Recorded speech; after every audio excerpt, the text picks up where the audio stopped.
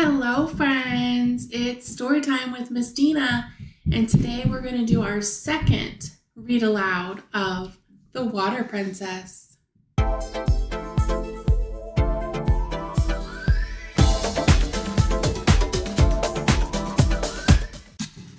Hello, friends. We're going to read this story, The Water Princess, again. As you remember, it's a story about a little girl named Gigi who works really hard to bring water back to her family every day. Why is this story called The Water Princess? What does Gigi want to do? And how does she bring the water home? So let's read and refresh our memory. The Water Princess. Based on the childhood experience of Georgie Badil, written by Susan Verde, illustrated by Peter H. Reynolds. I am Princess Gigi. My kingdom, the African sky, so wide and close, I can almost touch the star. I can almost touch the sharp edges of the stars. I can tame the wild dogs with my song. I can make the tall grass sway when I dance. I can make the wind play hide and seek, but I cannot make the water come closer.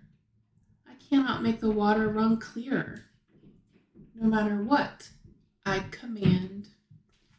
Remember, the command is to give a direction as an important person, such as Princess Gigi.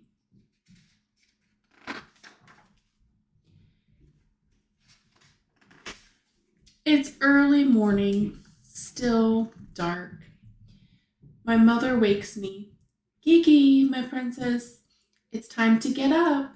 We must collect the water. Water, come.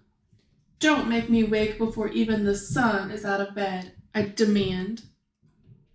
Come, please, I say. Remember that word, demand? That means you're saying something with the expectation that it will be done immediately. So when you demand something, you want it to be done right away. But the water won't listen, and I know we will have to walk so far to the well. I am too sleepy to put on my crown. I think of the pot that will rest on my braids instead. The thirst comes quick. Dry lips, dry throat. I squeeze my eyes shut. I see it clear. I dip my toes in it. Cool. I scoop it up and bring it to my lips. Slowly, I open my eyes. Nothing. I kick the dust. I grab my empty pot and place it on my head. My mother does the same, and our journey begins, full of song. I think that her mother likes to sing to her to make the trip more fun for Gigi. My maman adds her melody. Our steps are light. We twirl and laugh together. The miles give us room to dance. So a lot of times when there's something hard or maybe a long journey, a lot of times when you sing or try to have fun with it, it makes it go by faster. Halfway there, we stop for a moment at the kariti tree, long enough to grab a handful of sweet shea nuts for energy. Beautiful tree.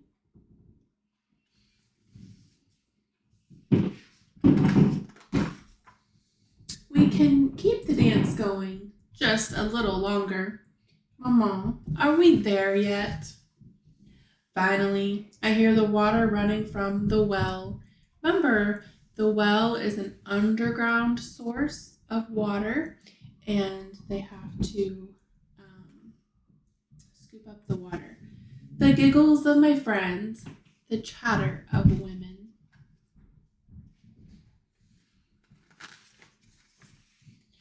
Some have traveled farther than I, only to return home when the sun has gone to bed.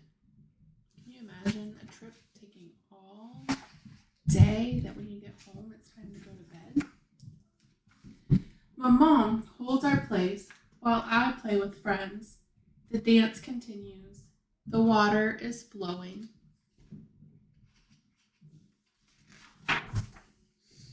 Pots filling with dusty, earth-colored liquid. Gigi, come. Maintenant. My turn now. Remember that word? Maintenant means now.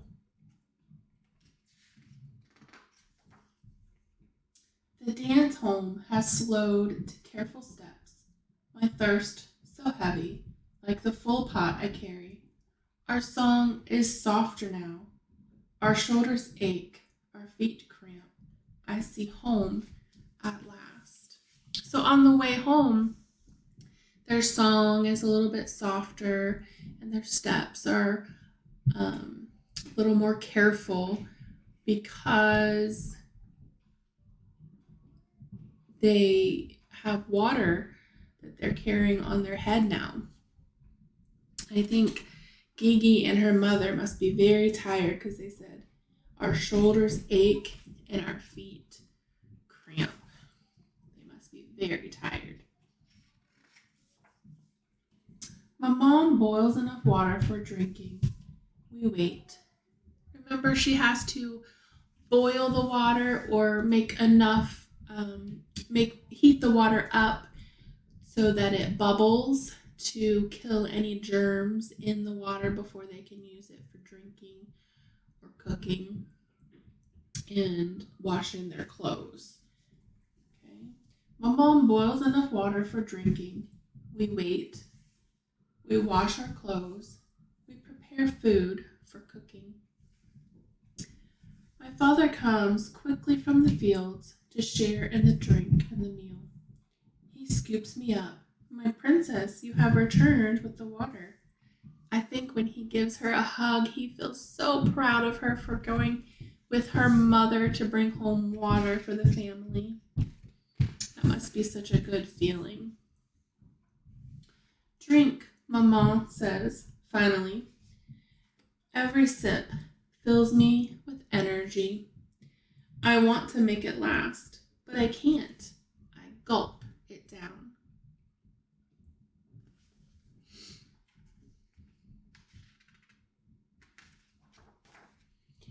Clothes and body clean. I sing to the dogs. I dance with the tall grass.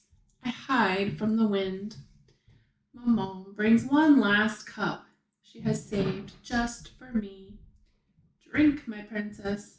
Sleep, my princess. Tomorrow we journey again. Maman, I say as I close my eyes, why is the water so far? Why is the water not clear? Where is our water?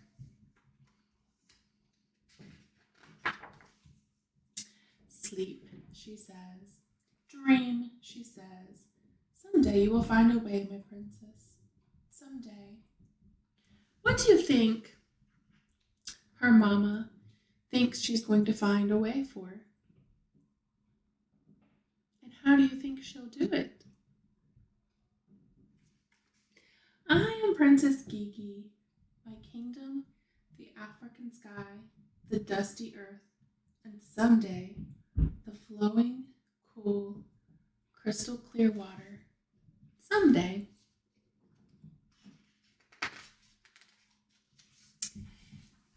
And you remember we talked about this being based on a story based on a real life experience that happened to a person when she was a child, and she decided to write this story. So I have some more questions for you. says, who else went to the well like Gigi and her mother? So if we think about the story, it talks about her friends and the other women. So lots of people come to the well. The people that lived in that close area, they all came to the well. I wonder if anyone else wishes they could make the water come closer. That's a good question. Gigi's mother and father both called her princess. Why would her family give Gigi a special name? I don't know. Do you think I'm guessing that she really is a princess. Or maybe it's just in that culture that they admire children and they want to praise them and they kind of put them above themselves. Before she goes to sleep, Gigi's mother brings her one last cup of water she has saved just for her. Why do you think Gigi's mother does that for her?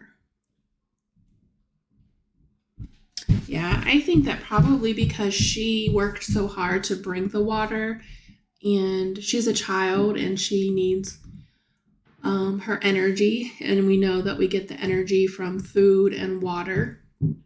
So in order for her to have enough energy for the next day's journey, I'm guessing that she saved the water for her.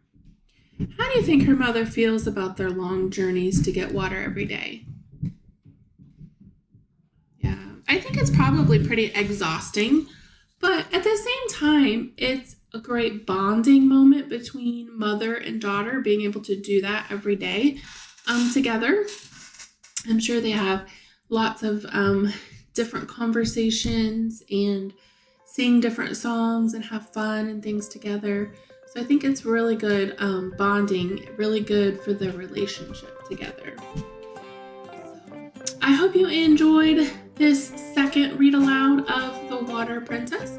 Don't forget to hit that like and subscribe button below, and I'll see you on the next video.